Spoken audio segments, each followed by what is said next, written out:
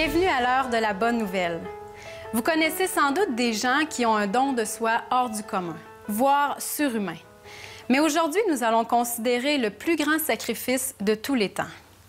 Cette émission a été tournée sur les rives du Jourdain, dans le magnifique pays d'Israël, là où Jésus a vécu sa vie.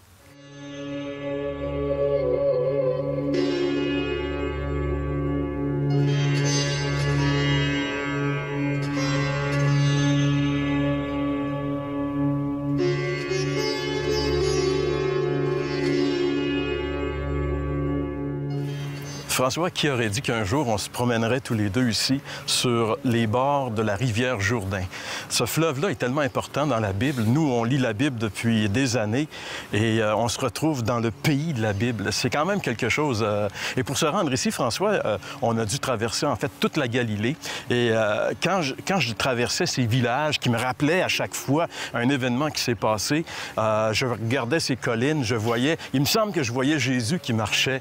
Et pour moi, ça incarne énormément la personne de Jésus comme un homme. C'est ça, puis aussi tantôt, on a passé juste cette montagne, cette colline où Jésus a multiplié les pains pour les gens qui étaient là. Puis je me suis dit, c'est là que le Seigneur Jésus était. T'sais, il a vu, là, ça ne doit pas être transformé tant que ça là, par rapport à ce que c'était il y a 2000 ans. Et c'est là qu'on a vu ça. Puis moi, c'est sûr que ça m'impressionne. Nous sommes ici, en réalité, au tout début de la rivière du Jourdain. Et le Jourdain est une rivière très importante. Il tire ses sources du mont Hermon, qui est juste derrière nous. Ce mont qui a des neiges éternelles et qui alimente le Jourdain. Et le Jourdain est le plus long cours d'eau dans la terre promise. Il parcourt le pays d'Israël depuis le mont Hermon jusqu'à la mer Morte. Le Jourdain est mentionné par son nom plus de 200 fois dans la Bible. Dans l'Ancien Testament, il est particulièrement connu en raison de la traversée des enfants d'Israël lorsqu'ils sont entrés dans la terre promise. Et dans le Nouveau Testament, Jean-Baptiste y a exercé son ministère en préparation de la venue du Messie.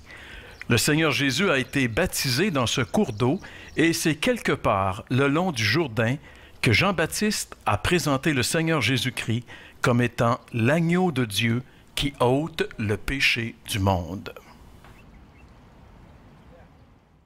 Étant d'arrière-plan catholique, je me rappelle qu'à chaque fois que le prêtre disait la messe, il disait cette parole de l'Évangile, « Voici l'agneau de Dieu qui ôte le péché du monde ». Cette parole de l'Évangile est extrêmement importante et si elle est comprise dans sa profondeur, elle peut changer littéralement notre existence et surtout notre éternité. Alors, j'aimerais répondre à 3 courtes questions aujourd'hui. Qui a dit cette parole? De qui il parlait? Et ce que signifie cette parole? Bien, c'est assez facile. Quand on lit l'Évangile, le premier chapitre de l'Évangile de Jean, on s'aperçoit que c'est Jean-Baptiste qui a dit cette parole-là. Le contexte, c'est pas compliqué, c'est que Jean-Baptiste pratiquait ce qu'on appelle le baptême ou prêchait le baptême de repentance. C'est que les gens venaient à lui, ces Juifs repentants, confessaient publiquement leurs péchés et se faisaient baptiser dans ce fleuve qui est juste là derrière moi, le Jourdain. Et c'est comme ça que Jean-Baptiste travaillait, c'est le message qu'il apportait. Et là, il a vu venir à lui le Seigneur Jésus, et c'est lorsqu'il a vu venir à lui Jésus, c'est là qu'il a dit « Voici l'agneau de Dieu qui ôte le péché du monde ». Mais qu'est-ce que peut bien signifier une telle parole? Voici l'agneau de Dieu qui ôte le péché du monde. Eh bien, je pourrais dire que pour ces Juifs qui entendaient cette parole, c'était très lourd de sens, c'était très profond comme message parce que ces Juifs, depuis des centaines d'années, des siècles, chaque matin, on offrait un agneau, chaque soir, on offrait un agneau à cause du péché. Et de cette façon-là, Dieu disait qu'il s'apaisait envers ces Juifs parce qu'ils obéissaient simplement à ce que Dieu leur disait. Mais ce qui est particulièrement étonnant en relation avec ces faits des sacrifices de l'Ancien Testament, c'est que le Nouveau Testament nous apprend que ces sacrifices ne peuvent ôter les péchés. Et j'aimerais qu'on lise ensemble un texte de la parole de Dieu qui est précisément adressé aux Hébreux, c'est-à-dire à ces Juifs qui avaient offert depuis des siècles ces sacrifices. On lit dans l'Épître aux Hébreux, le chapitre 10 et le verset 4. « Car il est impossible que le sang des taureaux et des boucs ôte le péché. » Voyez-vous, ici, on a vraiment cette parole qui nous dit que c'est impossible que ces sacrifices ôtent le péché. Et Jean-Baptiste a dit l'agneau de Dieu qui ôte le péché du monde. Et c'est là que ça prend tout son sens. C'est que tous ces sacrifices qui représentaient un peu cet agneau qui allait venir, le Seigneur Jésus, eh bien lui, Jésus, lorsqu'il était sur la croix, est cet agneau spécifiquement. Et c'est cet agneau-là qui ôte le péché du monde. Et qu'est-ce que je trouve encore de plus intéressant, c'est que contrairement à ce qu'il nous a été enseigné dans la religion où il fallait toujours faire à nouveau les mêmes sacrifices, eh bien, le Seigneur Jésus, lui, son sacrifice, il l'a fait une fois pour toutes. On lit encore dans la même épître aux Hébreux, cette fois-ci le chapitre 9 et le verset 26. Il a paru une seule fois pour effacer le péché par son sacrifice. Eh bien, j'aimerais vous dire aujourd'hui que cette déclaration, même si elle est vieille de presque 2000 ans, est toujours valide, a encore son sens profond. Et l'apôtre Pierre, lorsqu'il a écrit son épître à des chrétiens, à des hommes et des femmes qui avaient expérimenté la nouvelle naissance, la conversion, écoutez avec moi, lisons ensemble ce que ce même Pierre dit à ces chrétiens de son époque. Vous savez que ce n'est pas par de l'argent ou de l'or que vous avez été rachetés, mais par le sang précieux de Christ, comme d'un agneau sans défaut et sans tache. C'est tout ce qui enlève le péché, c'est le sang de Christ, cet agneau sans défaut et sans tache. Et Pierre précise que ce n'est pas par de l'argent ou de l'or. Et on pourrait dire que toutes ces pensées que le monde a élaborées, ces religions qui ont été construites au fil des siècles, ne répondent pas plutôt à cette importante question, mais Jésus, l'agneau de Dieu, est celui qui ôte vraiment le péché du monde. J'aimerais vous dire aujourd'hui que cette bonne nouvelle s'adresse à tous, mais malheureusement, ce ne sont pas tous qui s'en prévalent.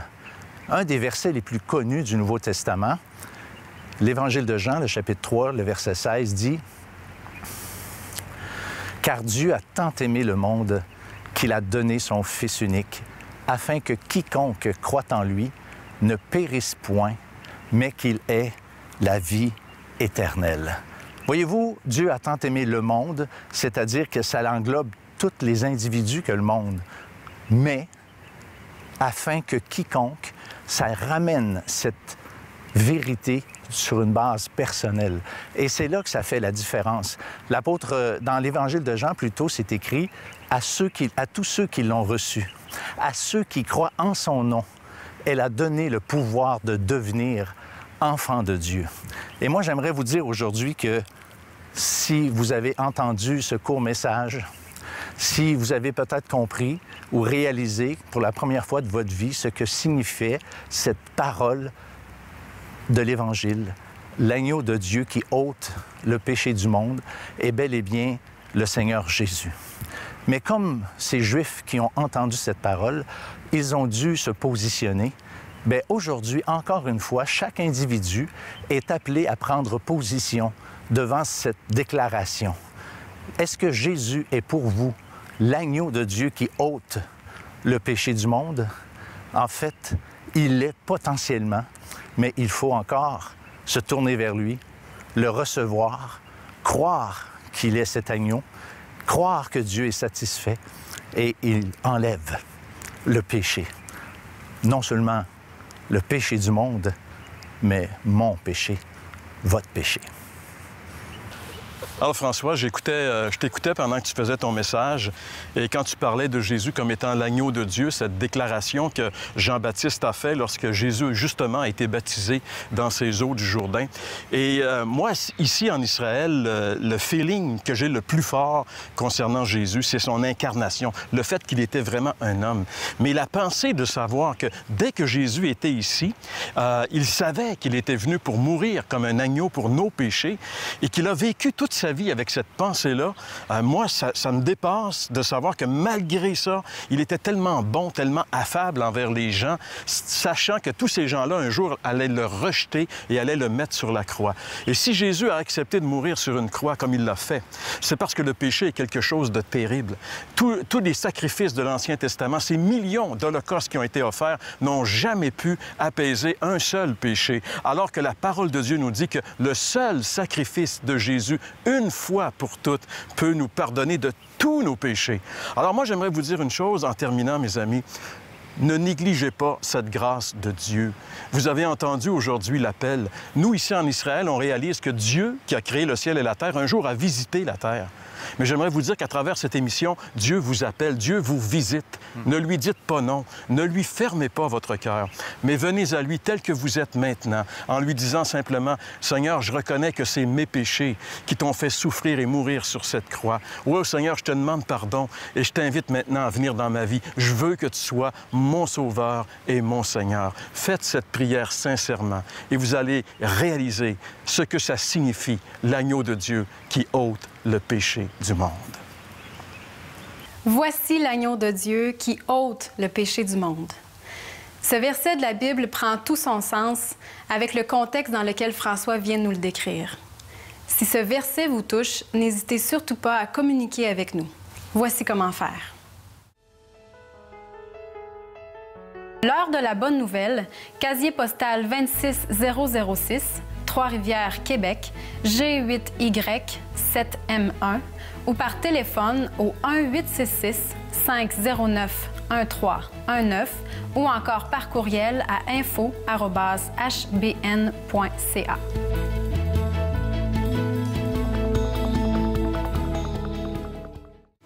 Écoutons maintenant le témoignage de Judith qui nous raconte comment elle a découvert Jésus, l'agneau de Dieu qui ôte le péché du monde. Bonjour Judith, bienvenue à l'heure de la bonne nouvelle. Bonjour François. J'aimerais ça que tu nous racontes, comme tu me racontais un peu tantôt avant qu'on enregistre, comment Dieu a travaillé dans ta vie, comment tu as réagi face à ce que Dieu t'a montré. J'ai trouvé ça tellement intéressant. Moi, ça fait 16 ans que je connais le Seigneur Jésus personnellement. Parce qu'avant, je pensais le connaître parce que je faisais partie d'un système religieux et que j'étais fidèle à l'Église et que, pour moi, dans ma tête, Dieu, c'était une personne qu'il fallait respecter. Qui était au contrôle de tout. C'est lui qui a créé l'univers, puis qui a créé l'homme aussi. Et puis, il y avait mon respect. On pouvait aussi s'adresser à lui par des prières, puis il nous accordait ce qu'on demandait quand c'était bien pour nous. Alors moi, dans ma tête, dans tout ce que j'avais accumulé comme connaissance de Dieu, c'est que je devais accumuler des œuvres pour atteindre le ciel. Parce que je croyais qu'il y avait un ciel et un enfer après cette vie sur la terre. Puis que pour moi, l'enfer, c'était pour les gros méchants, puis ceux qui commettaient vraiment des gros péchés, puis qui ne demandaient pas pardon à Dieu avant de mourir. Mais moi, vu que j'étais une bonne personne, puis je sentais que je faisais le bien autour de moi, puis c'était des valeurs que Dieu m'avait enseignées à travers mon Église. Alors, ces œuvres-là, je les accumulais justement pour atteindre le ciel. Jusqu'au jour où mes enfants commençaient à ne plus vouloir pratiquer à l'Église, ils trouvaient ça ennuyant. Alors là, j'étais comme un petit peu ébranlée parce que je voyais aussi que l'Église se vidait de ces jeunes, autant que de tous les âges, l'Église se vidait. Alors, puis moi, je continuais à être fidèle parce que je me disais, mon exemple va parler à mes enfants. Je vais continuer à être le poteau de cet enseignement-là, si je veux dire, dans ma famille, parce que j'ai eu des enfants. Et puis, mon mari aussi a abandonné la pratique. Alors, vraiment, je me sentais comme un fardeau à quelque part là, dans ma pratique. Puis peu de temps après, dans les années 95-96, j'avais une amie qui était proche de moi et qui s'est mise à parler de Dieu, de Jésus-Christ. Puis moi, c'était pas des conversations qu'on avait vraiment entre nous. Puis je trouvais qu'il y avait comme un changement qui s'opérait, mais je voulais pas trop savoir, je voulais pas trop lui poser des questions personnelles là-dessus. De temps en temps, me donner un petit pamphlet, puis que je mettais sur le coin de ma cuisine, de mon comptoir. Mais je ne le lisais pas nécessairement. Puis à un moment donné, elle m'a dit « Pourquoi tu ne viendrais pas à une rencontre dans laquelle 2 chrétiens vont venir chez nous, puis on va ouvrir la parole, puis on va partager là-dessus. » Puis moi, la Bible, c'était un livre qui était sacré pour moi, puis je savais que dans ce livre-là, on pouvait savoir qu'est-ce que Dieu nous enseignait, comment se comporter sur cette terre, puis qu'est-ce qu'on venait faire sur cette terre. Alors, au cours de cette soirée-là, bien, on a eu un partage de versets, et puis il y en a un qui m'a profondément touchée et qui m'a vraiment déstabilisé, si je peux dire, parce que c'est le verset qui dit « Car c'est par la grâce que vous êtes sauvés, par le moyen de la foi. Et cela ne vient pas de vous, c'est un don de Dieu. Et ce n'est point par les œuvres, afin que personne ne se glorifie. » Alors moi, ce verset-là, ce n'est point par les œuvres, là, ça m'a vraiment ébranlée. Et puis, je suis retournée chez moi avec ce verset-là dans la tête qui me travaillait continuellement, les journées, les heures qui passaient par après. J'étais envahie par ce verset-là qui me disait que moi, mes œuvres que je voulais présenter à Dieu, ils ne me servaient plus pour mon salut. C'était pas ça. C'était un don de Dieu, c'était une grâce qui me faisait d'être sauvée. Alors, je me suis dit, bien, regarde, c'est le temps là, que je l'ouvre la parole de Dieu, puis il va me le dire, c'est quoi qui fait que qu'est-ce qui me sauve, qu'est-ce qui va me rendre accessible le ciel. Alors, suite à ma lecture, j'ai appris que c'était quoi qui déplaisait à Dieu. Le péché déplaît à Dieu. Alors moi, dans la pas si pire que je pensais que j'étais, je me suis aperçue que mon cœur était pas toujours bien, même si ça paraissait bien de l'extérieur. À l'intérieur, j'en commettais des péchés.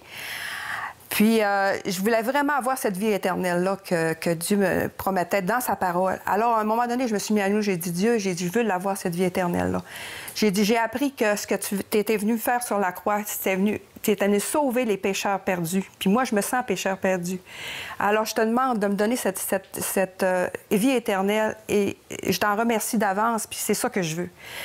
Disons que j'ai pas eu tellement... Le Seigneur dit dans sa parole qu'on est sauvé à partir de ce moment-là, qu'on a la vie éternelle à ce moment-là. Mais j'avais pas nécessairement la confirmation. C'est par après, quand je me suis réunie avec des chrétiens, qu'à un moment donné, il y avait un chant que les jeunes chantent qui disent « Si Dieu ne nous aimait pas, il n'aurait pas fait la création. Il ne serait pas né dans une étable. Il ne serait pas mort à la croix pour nous. » Puis là, j'ai vraiment vu la croix parce qu'il y avait une image sur un tableau. Puis là, j'ai vraiment vu que le Seigneur Jésus, c'est comme si il me disait, Judith, j'ai fait ça pour toi, là, pour te rendre l'accès des cieux possible. J'ai dit merci, Seigneur, parce que j'avais vraiment la confirmation que j'avais cette vie éternelle-là, puis qu'il n'y a rien qui me l'enlèverait. Que les choses que je pensais avant, c'était des choses qui pouvaient être appelées à changer. Tandis que là, j'avais la parole qui me certifiait que j'ai la vie éternelle. Puis ça m'a soulagée, c'est un appui, puis j'ai eu plein de bénédictions dans ma vie, j'en ai encore en abondance dans ma vie. Puis si je comprends bien, tu sais vraiment où tu t'en vas. Tu l'as, cette assurance basée... Ça, là, c'est sûr. Avant, je pensais que je l'avais, mais là, j'ai la certitude, parce que plus on lit la parole, plus on s'appuie sur ses promesses, puis plus ces promesses sont vraies. On peut s'y fier entièrement. Merci beaucoup, Judith, pour ce témoignage. Ça me fait plaisir. Je vous invite à utiliser les différents médias sociaux, soit Facebook ou encore Twitter, pour partager vos réactions suite aux messages et témoignages que vous entendez. Vous aimeriez entendre le témoignage d'autres personnes transformées par le message de l'Évangile? L'heure de la bonne nouvelle vous invite à participer à l'un des nombreux déjeuners de l'espoir. Ces déjeuners ont lieu dans plusieurs restaurants réputés de la province et vous sont offerts gratuitement. Pour connaître les détails concernant l'endroit, la date et l'heure pour votre région, composez le numéro sans frais 1-866-509-1319. Vous pouvez également consulter le site web www.déjeuner.org.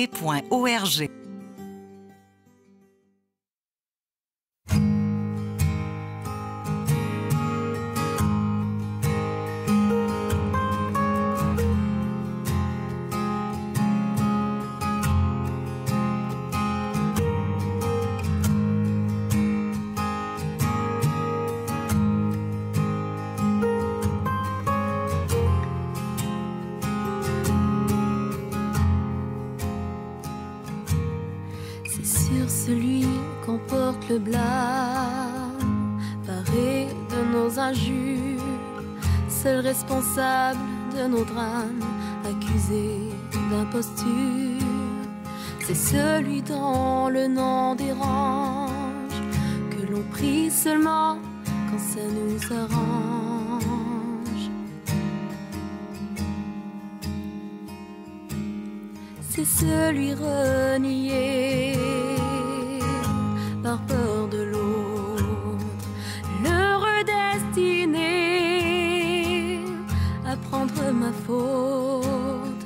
C'est celui dont le nom dérange, que je prie quand ça m'arrange.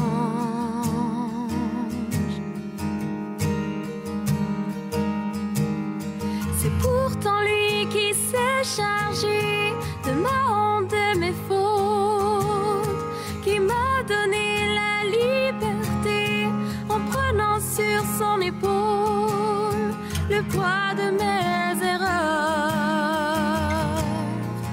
Il est porté sur ce bois.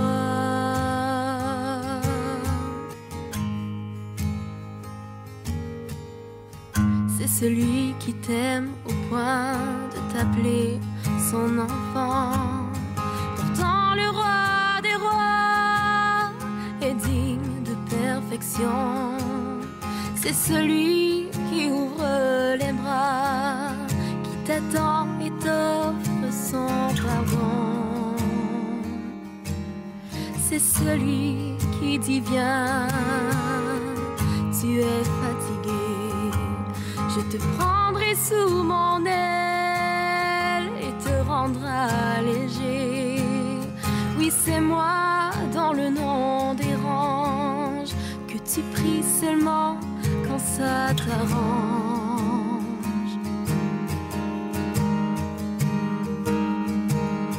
C'est pourtant moi qui sais charger de ta honte, de tes fautes, qui t'a donné la liberté en prenant sur mon épaule le poids de tes erreurs.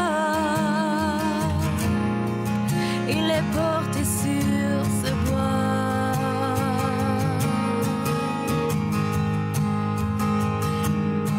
C'est pourtant moi qui sais charger de ta honte, de tes fautes, qui t'a donné la liberté en prenant sur mes épaules le poids de tes erreurs. Il est porté sur ce bois.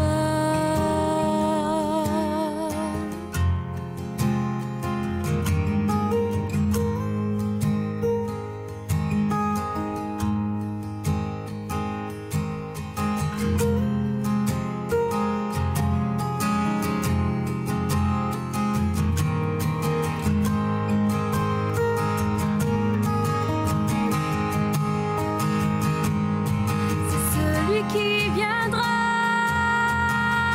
dans toute sa gloire, portant avec lui la clé de la victoire, que l'on reconnaîtra enfin comme le seul roi.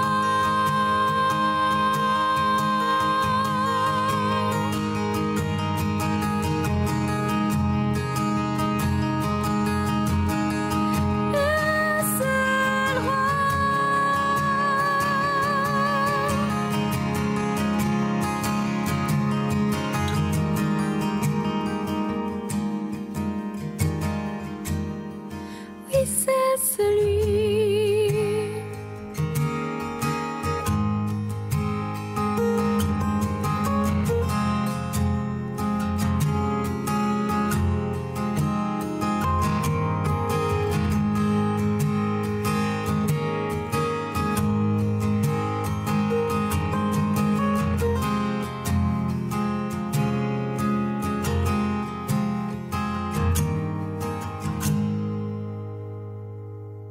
Je voulais absolument pas quitter cette colline de Nazareth avant de vous montrer le village de Cana, ici, qu'on voit, où Jésus a fait son premier miracle. C'est là que Jésus a changé l'eau en vin lors des noces de Cana, dont l'évangéliste Jean nous parle dans son évangile. Et juste derrière, vous voyez une montagne, c'est le mont Tabor, aussi une montagne importante lorsqu'on lit le Nouveau Testament. On ne peut pas lire finalement le Nouveau Testament sans référer au mont Tabor. C'est ici, dans la Galilée, deux endroits importants et juste à l'ouest de Cana, un peu plus haut sur la montagne, il y a le village de Nazareth où nous étions il y a quelques instants. C'est ça, Israël. C'est merveilleux.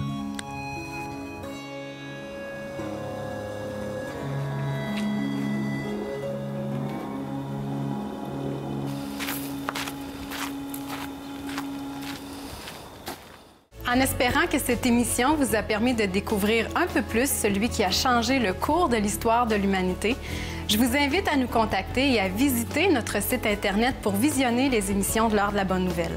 C'était déjà tout pour cette semaine. Je vous dis à la semaine prochaine.